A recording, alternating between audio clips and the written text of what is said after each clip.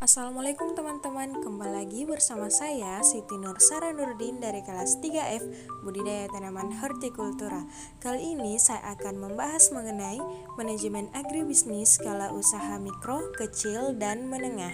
Oke, langsung saja kita ke materi yang pertama, yaitu pengertian dan ciri-ciri UMKM. Pengertian UMKM pada umumnya adalah usaha yang produktif yang dijalankan oleh individu atau suatu badan usaha dan memenuhi sebagai usaha mikro. Beberapa ahli pernah menjelaskan tentang definisi UMKM, diantaranya adalah menurut Rujito, pengertian UMKM adalah usaha yang punya peranan penting dalam perekonomian negara Indonesia, baik dari sisi lapangan kerja yang tercipta maupun sisi jumlah usahanya. Adapun masing-masing pengertian UMKM, yang pertama, usaha mikro. Pengertian usaha mikro diartikan sebagai usaha ekonomi produktif yang dimiliki perorangan maupun badan usaha sesuai dengan kriteria usaha mikro. Yang kedua, pengertian usaha kecil. Usaha kecil merupakan suatu usaha ekonomi produktif yang independen atau berdiri sendiri, baik yang dimiliki perorangan ataupun kelompok dan bukan sebagai badan usaha cabang dari perusahaan utama. Yang ketiga, pengertian usaha menengah. Pengertian usaha menengah adalah usaha dalam ekonomi produktif dan bukan merupakan cabang atau anak usaha dari perusahaan pusat serta menjadi bagian secara langsung maupun tidak langsung terhadap usaha kecil atau usaha besar dengan total kekayaan bersihnya sesuai yang sudah diatur dengan peraturan perundang-undangan. Ciri-ciri UMKM. Yang pertama, jenis komoditi atau barang yang ada pada usahanya tidak tetap atau bisa berganti sewaktu-waktu. Yang kedua, tempat menjalankan usahanya bisa berpindah sewaktu-waktu. Yang ketiga, usahanya belum menerapkan administrasi, bahkan keuangan pribadi dan keuangan usaha masih disatukan. Yang keempat, sumber daya manusia di dalamnya belum punya jiwa wirausaha yang mumpuni. Yang kelima, biasanya tingkat pendidikan SDM-nya masih rendah. Yang keenam, biasanya pelaku UMKM bisa memiliki akses perbankan, namun sebagian telah memiliki akses ke lembaga keuangan non-bank. Dan yang terakhir, pada umumnya belum punya surat izin usaha atau legalitas termasuk NPWP. Pengembangan dan perkembangan UMKM di Indonesia. Sebagaimana pasal 19 Undang-Undang Nomor 20 Tahun 2008 tentang UMKM, pengembangan dalam bidang sumber daya manusia sebagaimana dimaksud dalam pasal 16 ayat 1 huruf C dilakukan dengan cara memasyarakatkan dan memberdayakan kewirausahaan, meningkatkan keterampilan teknis dan manajerial, membentuk dan mengembangkan lembaga pendidikan dan pelatihan untuk melakukan pendidikan, pelatihan, penyuluhan, motivasi dan kreativitas bisnis, dan menciptakan wirausaha baru. Dari ketiga aspek tersebut berarti sumber daya manusia merupakan subjek yang terpenting dalam mengembangkan usaha mikro, kecil, dan menengah agar dapat menciptakan wirausaha yang mandiri dari masyarakat.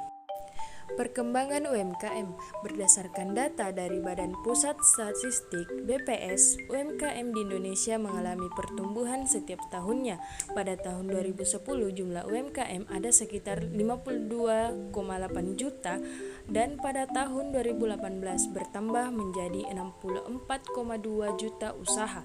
Kenaikan jumlah ini membawa UMKM sebagai kontribusi terbesar dalam produk domestik bruto, yaitu 60,3%. Menariknya lagi, melansir kata data, UMKM telah menyerap 97% dari total tenaga kerja dan 99% dari total lapangan pekerjaan. Sayangnya, pandemi corona yang terjadi tahun 2020 membuat sejumlah UMKM kesulitan dan nyaris gulung tikar. Adapun kebijakan pemerintah dalam mendukung UMKM, yang pertama, membuat kebijakan yang dituangkan dalam peraturan perundangan dari pusat sampai daerah. Yang kedua, pengembangan penyelenggaraan pelayanan perizinan satu atap atau satu pintu. Yang ketiga, perbaikan infrastruktur dan konektivitas. Yang keempat, promosi penggunaan produksi dalam negeri.